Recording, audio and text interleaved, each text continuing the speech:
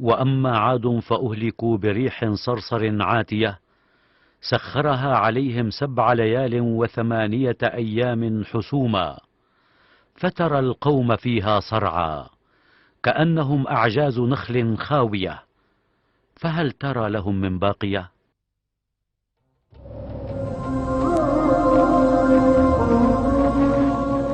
Jazirah Arab memiliki sejarah yang berakar pangkal atau turun-temurun. Sampai kepada kita sebagian kisahnya dan kisah penduduknya yang tinggal di gurun-gurunnya. Sumber-sumber kuno menceritakan kepada kita tentang kisah peradaban beberapa kota di tanah luas yang gersang. Sedikit tanaman, kering, dan jarang hujan. Penduduk kota ini hidup dalam kehidupan yang mewah dan kaya. Merekalah kaum Ad, yang Al-Quran telah mengabarkan kepada kita tentang kemaksiatan dan kedurhakaan mereka, yang dengan keduanya lah mereka berhak mendapatkan azab Allah Ta'ala.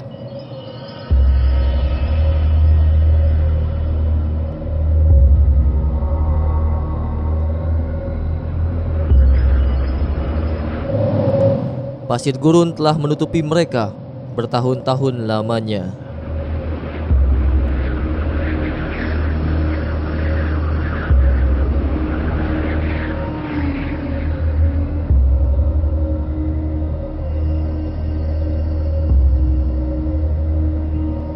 Penelitian arkeologi di utara Jazirah dan Oman telah menyingkapkan kepada kita apa yang telah ditetapkan Al-Quran sejak berabad-abad tentang kaum Ad. Bekas peninggalan mereka menjadi pelajaran bagi orang-orang yang ingin mengambil pelajaran. Orang yang menyikap kota yang hilang ini Nicolaus Cloud, sejarawan dan ahli arkeologi profesional. Cloud orang yang menghabarkan tentang sejarah Arab dan yang dapat dipercaya, menemukan di sela-sela kerjanya dalam penelitian sejarah Arab sebuah buku yang berpengaruh hebat yang ditulis oleh penulis Inggris Beatrop Thomas, yaitu pada tahun 1932 Masehi. Namanya Arabian Felix. Arabian Felix adalah sebuah nama di sebuah utara Jazirah Arab yang dimutlakkan kepadanya oleh orang-orang Romawi, yakni Arab Makhzuzin. Penduduk daerah ini telah dikenal dengan nama ini dan dengan nama Saba.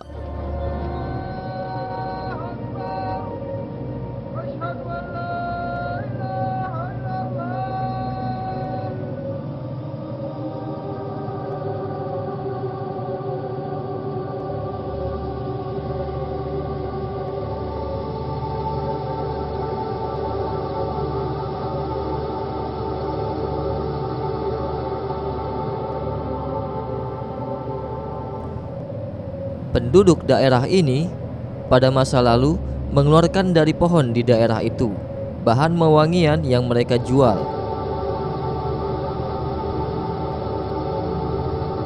Bahan ini digunakan di dalam upacara agama dan memiliki karakteristik harum semerbak. Nilainya sebanding nilai emas pada waktu itu.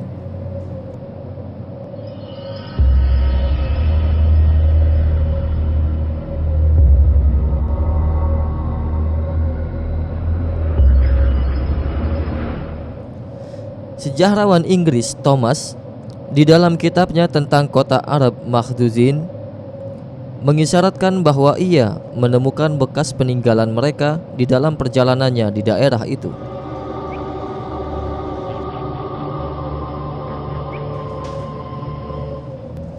Sehingga ia mengetahui mereka di daerah yang dilewati di kota kuno itu dinamakan dengan Al-Ahqaf. Dan Thomas menaruh perhatian dengan masalah ini, tetapi ajal mencegahnya sebelum ia menelitinya. Nicolaus Cloud membaca buku Thomas dan kagum akan pemikirannya. Kemudian ia mulai meneliti tentang kota yang hilang dengan pekerjaan yang tekun, serius, dan giat.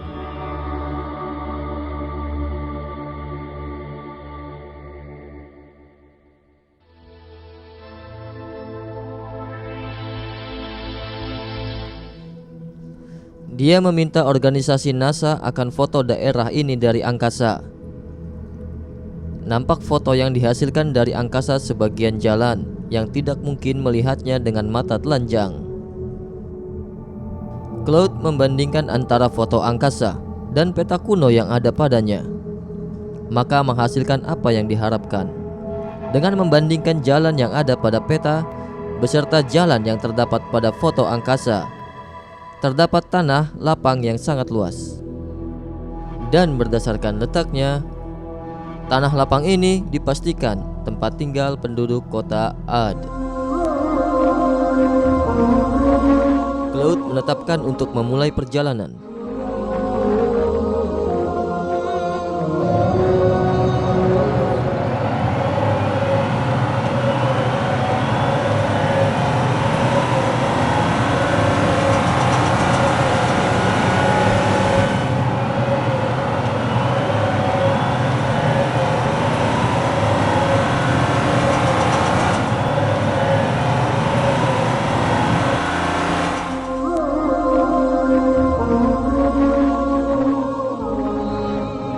Perjalanan sangat berkesan dan jauh.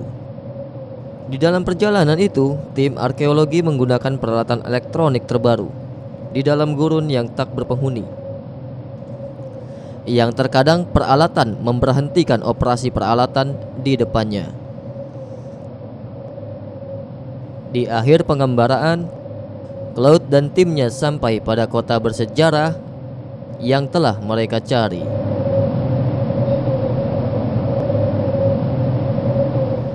Ketika bangunan tanda-tanda kota mulai nampak, tim mengetahui bahwa mereka berada di depan kota Iram, tempat tinggal kaum Ad, yang telah Allah sebutkan di dalam Al-Quran Al-Karim.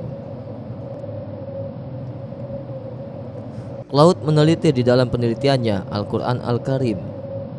Al-Quran Al-Karim telah mensifati kota kaum Ad bahwasanya memiliki bangunan tinggi. Dan di dalam bahasa Arab, tiang berarti benteng. Maka arti dari itu bahwasanya keistimewaan kota tersebut bahwasanya memiliki benteng yang sangat tinggi. Ahli arkeologi telah sampai di tengah penggalian mereka sampai benteng itu dan merangkainya dengan memanfaatkan teknologi peralatan 3 dimensi.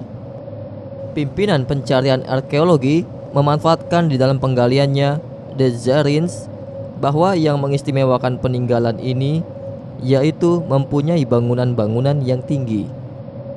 Karena itu, peneliti menetapkan bahwa kota itu merupakan kota Iram, kaum Ad. Allah Ta'ala berfirman, ألم تر كيف فعل ربك بعاد إرم ذات العماد التي لم يخلق مثلها في البلاد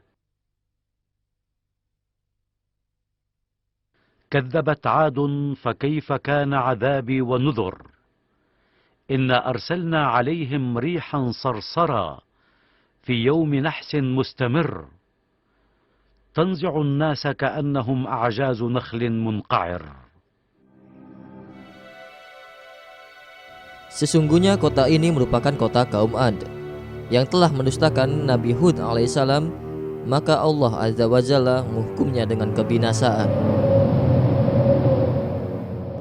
فلما رأوه عارضا مستقبل أوديتهم قالوا هذا عارض ممطرنا بل هو ما استعجلتم به ريح فيها عذاب أليم.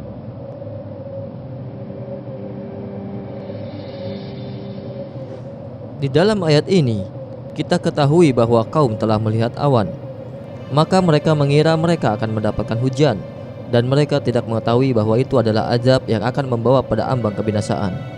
Ayat ini menjelaskan kepada kita bentuk azab yang menimpa kaum Ad.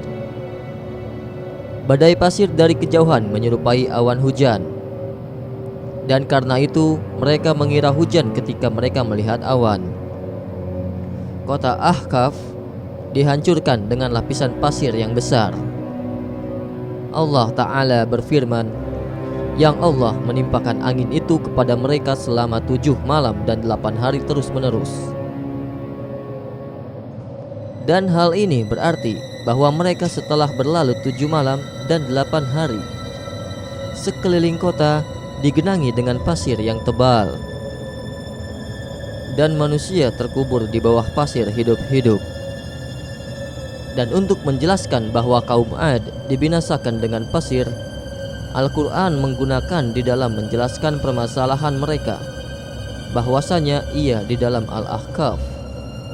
Allah Ta'ala berfirman, واذكر أخا عاد إذ أنذر قومه بالأحقاف وقد خلت النذر من بين يديه ومن خلفه ألا تعبدوا إلا الله إني أخاف عليكم عذاب يوم عظيم.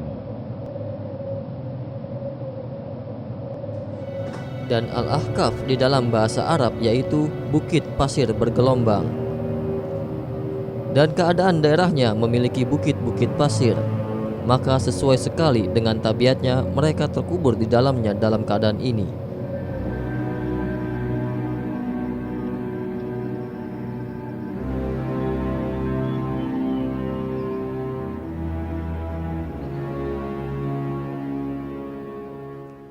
Kebinasaan yang terjadi pada kaum Ad, yang Allah menimpakan angin itu kepada mereka selama 7 malam dan 8 hari terus menerus.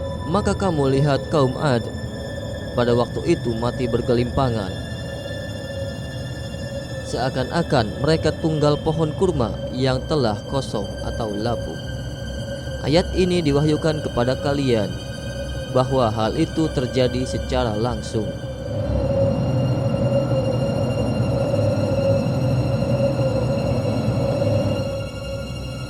Dan kaum dikubur hidup-hidup di bawah pasir ini, yang tidak meninggalkan bagi mereka jejak-jejak peninggalan.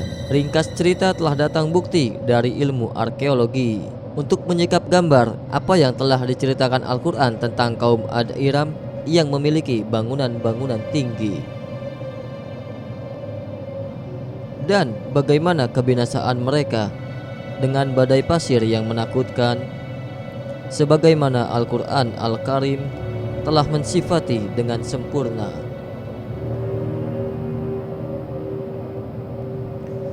Al-Quran Al-Karim telah menjelaskan sebab-sebab hancurnya kaum Ad, yaitu pelampauan batas mereka dan penyimpangan mereka dari jalan yang lurus.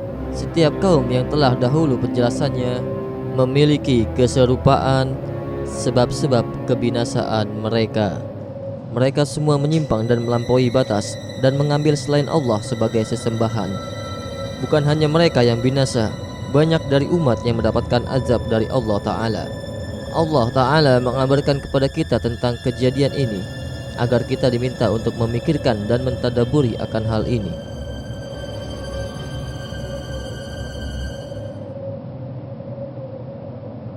ألم يروا كم أهلكنا قبلهم من القرون أنهم إليهم لا يرجعون ولقد أهلكنا أشياعهم فهل من مدكر.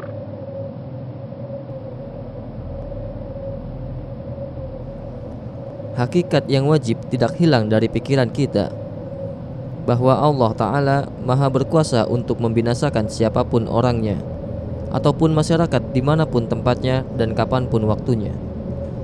Sebagaimana Allah Ta'ala berkuasa menghilangkan segala kenikmatan yang Ia kehendaki, dan setiap kebaikan dan keindahan pada tangan Allah Subhanahu wa Ta'ala.